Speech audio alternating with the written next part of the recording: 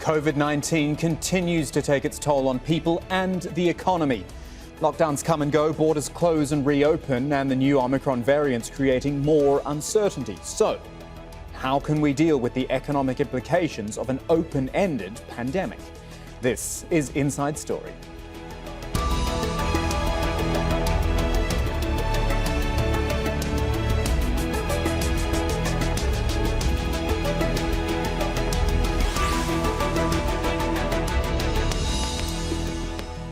Hello, I'm Kamal Santamaria. It was March 11th of 2020, a year and 9 months ago, give or take a few days, when the word pandemic essentially took over our lives. And really, can we say there's an end in sight? COVID-19 infections are rising again, and health officials are urging countries to speed up their vaccination drives to contain new outbreaks and the spread of more dangerous mutations. It is not a great picture. And what 2020 taught us is that the global economy cannot afford to take, again, the kind of hits it took last year. Now, the International Monetary Fund says the economy is expected to recover, even as the pandemic resurges. But the speed of the recovery, that is tied to strong policy changes, not just by individual countries, but at multilateral levels. The uncertainty means predictions can change at any time, of course, which ends up affecting future investments. And while everyday people hold on to their savings, stock markets keep climbing, despite all of that real-world trouble. The impact of the pandemic has hit economies differently, but some effects have been felt, well, pretty much the same in all countries. Millions of people losing their jobs when businesses were forced to close during the initial wave of the pandemic. Global supply chains still severely disrupted as a result of staff shortages. Many ports are clogged with shipments, causing supply shortfalls and rising prices. And the International Monetary Fund predicts the cost of the basics, food and gas, will rise 4.3% this year, the biggest jump we've seen since 2011. Well, we can't solve all the world's problems, but we can talk about them with our three guests, starting in Johannesburg with Lorenzo Fioramonti, who is a professor of political economy at the University of Pretoria and the founding director at the Centre for the Study of Governance Innovation. In London, Vicky Price, Chief Economic Advisor at the CEBR, the Centre for Economics and Business Research, and a former UK government advisor. And in Shizuoka, we have Sujiro Takeshita, who is the Dean of the School of Management at the University of Shizuoka. And I thank all three of you for joining us today. As I say, I don't think we're going to solve everything, but we can maybe figure out which sort of direction we're going in. Lorenzo, I'd like to start with you, primarily because of your title. You look at political economy, and I've always thought of this pandemic, certainly the reactions to this pandemic, as being almost politics versus economics, political decisions versus economic ones. Has that been the problem? It's a problem with everything. It's all been politicized. Well, I think the politicization of the pandemic is becoming more and more evident. And I think mostly in the second phase, in the second year. At the beginning, we were by surprise. No one knew exactly what to do. But what is surprising is that after 2 years of having lived with the virus and having a global economy, having global institutions, we're still acting as if it was the first day. Look what happened after South Africa discovered the variant. The whole world panicked. They closed down flights. There were no global institutions that initiated that. It was a unilateral move by some countries without even making a phone call, without even coordinating on the most basics, and having an enormous and negative impact on the economy, and probably for no reason. So why did they do it? Okay, you've just said for no reason, but why? Is it just knee-jerk reactions? Is it almost nationalism and protectionism, where countries said, whoa, we just got to shut down, we got to lock it down? I think so. I think it's a knee-jerk reaction. It's a lot of amateurism. It's the fact that perhaps we have to realize we don't really have a system of global governance that is in place. I think no one takes the World Health Organization seriously.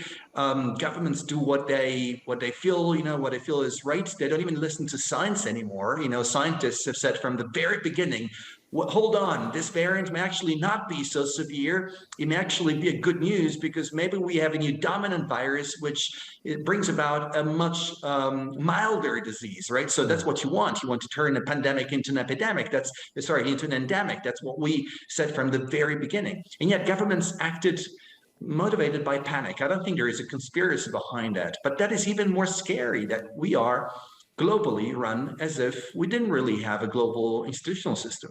Well, Vicky Price, in London, you used to advise the UK government. How did you feel that, and I don't know if you were doing this during the pandemic itself, but was the government really listening to the advice and the potential outcomes of lockdowns and other such border closures?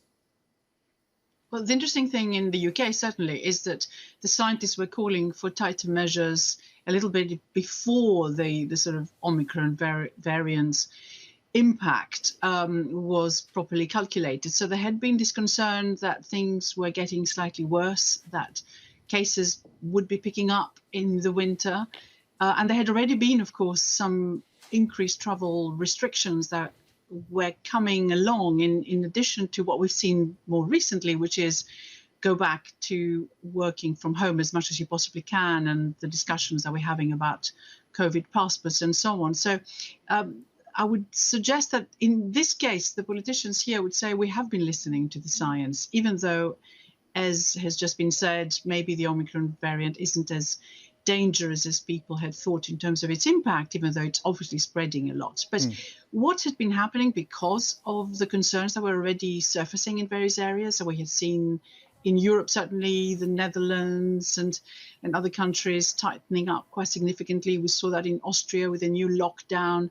The economic situation is obviously looking a little bit weaker, and most forecasters were already revising their expectations both for 2021 and for 2022 downwards, even before the latest worries surfaced in a sort of serious way. So we're getting there in any case. You would hope, though, Vicky, we have moved past mass lockdowns, harsh lockdowns, wouldn't you? I was listening to Vivek Murthy the other day, the US Surgeon General. He was saying, that was our only weapon in 2020 at the start of the pandemic. That's all we had. We locked down. Now, we've got, obviously, vaccines and we've got, hopefully, experience.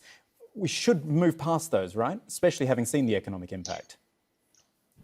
Well, it's absolutely true that, of course, I mean, the vaccines have been very significant, and the fact that now everyone is trying to get a third booster as well, and that's been happening also across Europe, is a real positive step. Nevertheless, I think what governments are doing is using right now, just thinking about politics a little bit, the threat of closures and passports as a way to encourage all the unvaccinated to get vaccinated, and those who have not had their boosters to do so as quickly as possible by reducing the date, the age at which you start having the boosters initiated, which is what's going on right now. So it's going back to all the adults, not just those over 50 or 60 or those over 40 that we saw. Now, the target here is every adult should be asked to have a booster by the end of this month, which is December. So, I mean, that's a big issue, really, because what it means is that indeed, if you do get those boosters, then, as you suggested, those lockdowns make very little sense.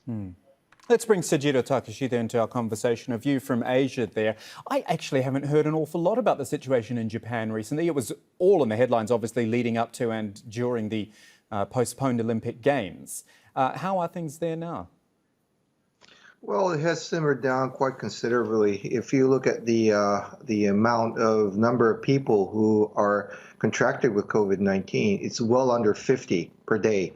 So we're doing a very good job here. But the negative implication that's been caused on the economic side, we all know that, the interest rates tend to get depressed compared to the natural rate by approximately 0.5 to 1.5% over a span of well over 10, 20 years, meaning that there will be a continuous spread of inequality, which is what a lot of people talk about, but particularly in Japan, which is a very much of egalitarian society. So basically, amongst the OECD nations, Japan has a very low amount of gap of inequality. But that said, people are extremely sensitive about this. So this also connects not only to the economic side, but the political motives. And, I think there was a very good expression that was said by the gentleman about, government being motivated by the COVID-19. But we're getting quite a lot of policy changes that are being enhanced, which obviously affect the economy. And it's not only that, there's also a vast change of distribution chain that's taking place right now, basically due to the fact that we're getting a big war of hegemony between the United States and China, and Japan obviously being, swirled into this. So there's going to let me be interrupt a you just lot. quickly, Sudhir. Seeing as you've brought up the issue of supply chains and the like, this has been a product of the pandemic. People got laid off, couldn't keep up with the work. Now the demand is picking up. Now you're getting ships stuck out there because there's not enough people to do all the work. Is there a bigger lesson? Has there been a bigger lesson learned here about how we do business, about how we trade, about how we ship? I know we're a very interconnected world, but stuff still has to get from A to B physically. Well, the answer is yes and no. Yes, we have started to introduce, and thrown away the old status quo of methodology in doing business.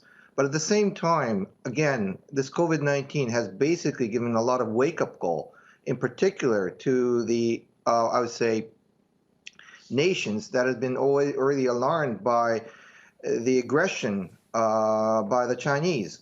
So basically, people are walking away from just-in-time system to just-in-case system, from JIT into JIC, which theoretically might sound very good because people want to prepare for issues like COVID-19.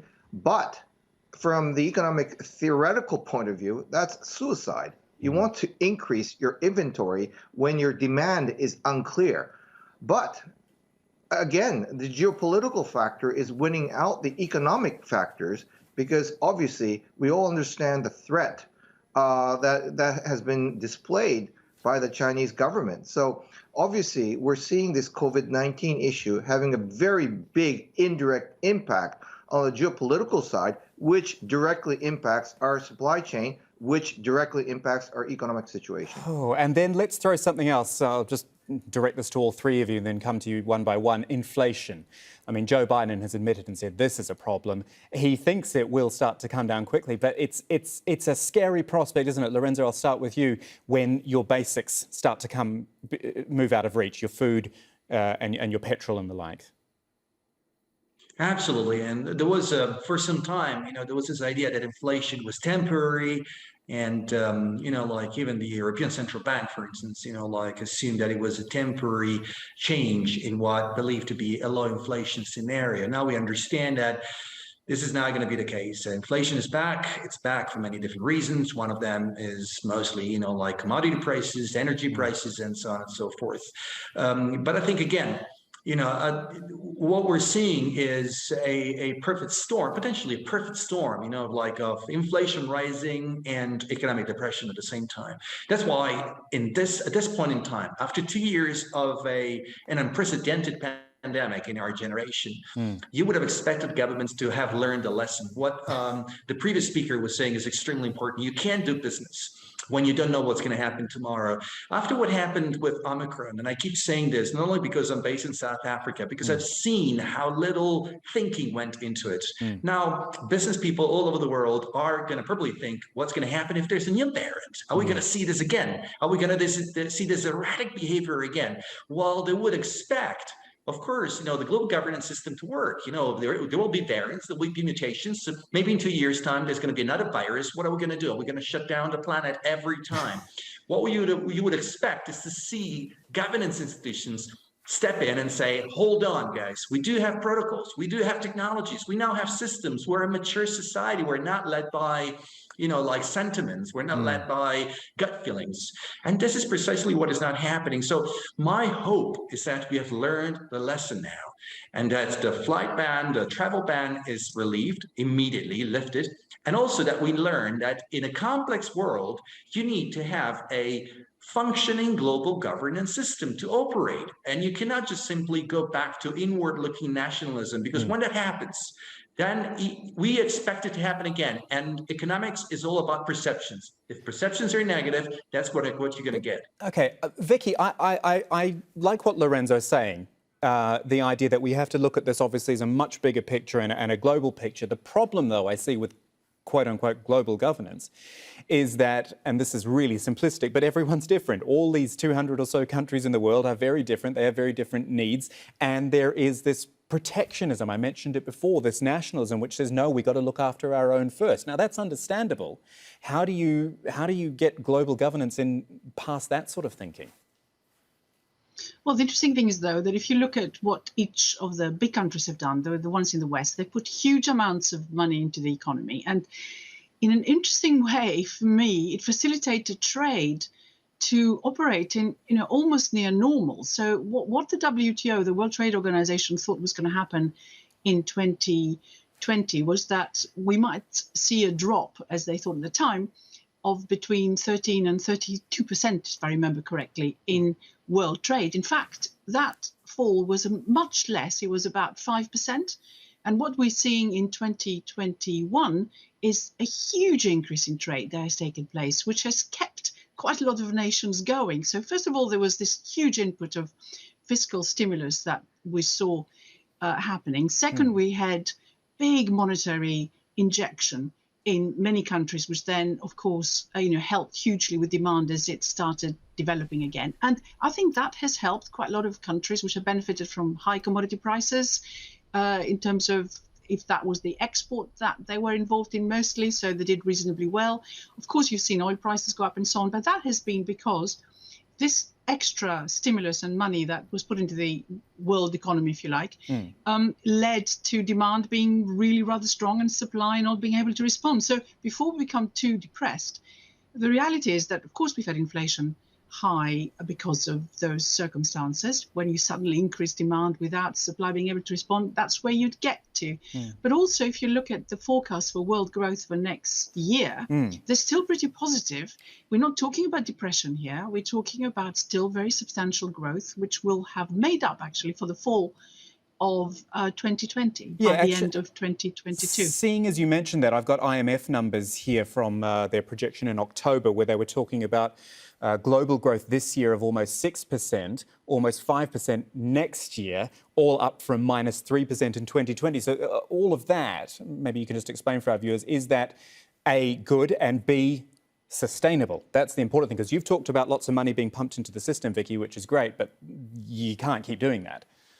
And it's absolutely true. And that's exactly what's going on right now. For example, the US is reducing the amount of bonds it's buying back from the market every year. If you remember, it's been something like $120 billion worth of bonds it's been buying since about March 2020 every month. I mean, this is a huge amount. And it's reducing that now. It started doing so from November, that it's reducing that by about 15 billion a month. So by the middle of next year, it's not going to be buying anything anymore. Now that may change a little bit if the economy slows down. But what we have seen is indeed there is a little bit of withdrawal of monetary support taking place right now. But also at the same time, what is happening is that they are looking again at maybe not increasing interest rates anything like as fast as they would have done otherwise. So we're not talking about things really tightening hugely. We're talking about the central banks being much more careful right now in terms of what they perceive the economy might be doing in the future, and being therefore once again there to make sure the economies do not suddenly get into that depression that perhaps some people fear may happen. In other words, sort of stagflation, which nobody likes. But I think the monetary authorities and the fiscal authorities seem to be quite prepared to stand around for a little bit longer and watch this space, if you like, and act if necessary. Sajiro's nodding there in Shizuoka. Do you want to jump in? Well, yes, I think if I may add one more thing, I think the international coordinations, amongst these central banks have become a lot more eloquent than, let's say, a decade or two ago. So obviously we can have the mutual, I would say, cooperativeness that could kick in. And also, we must have that, considering the fact that, most of these advanced nations have really swelled up on their debt. So obviously, to sustain calamity, or I should say calmness within the financial market is a must, particularly for countries like Japan, where, our debt to GDP is well over 200%, and our demographics clearly showing that our birth rate is only 1.34, and the fact that, our senior citizen is going to have a majority in 2025, obviously, the rise of interest rate would be an Armageddon scenario. And certainly it's not only for Japan, but the rest of the world as well, especially under the situation where we're talking about a lot of spending, but not where the money is coming from. As I look at all three of you here, it's reminded me the fact that you're all at home. You're all either in a living room or a home study, and you're on Skype or Zoom. This has obviously been one of the big changes that we've seen in the last year and a half. I wonder if I could get just from each of you, and Lorenzo, I'll start with you, just a view from your part of the world of changes. Did people stay at home? I feel people have just actually started heading back to the office again, and that maybe we didn't learn a lesson there and really change our thinking on how we work and how we communicate. Lorenzo, you first of all. I think a lot of people have changed. A lot of people want to keep the change. A lot of people are taking more seriously what the pandemic is offering us in terms of making our jobs more sustainable, having a smaller, less negative impact on the climate. But we also have to understand that a lot of the experiences that we have are for the privileged. There are a lot of people here in Southern Africa, for instance, that don't have the luxury of working from home.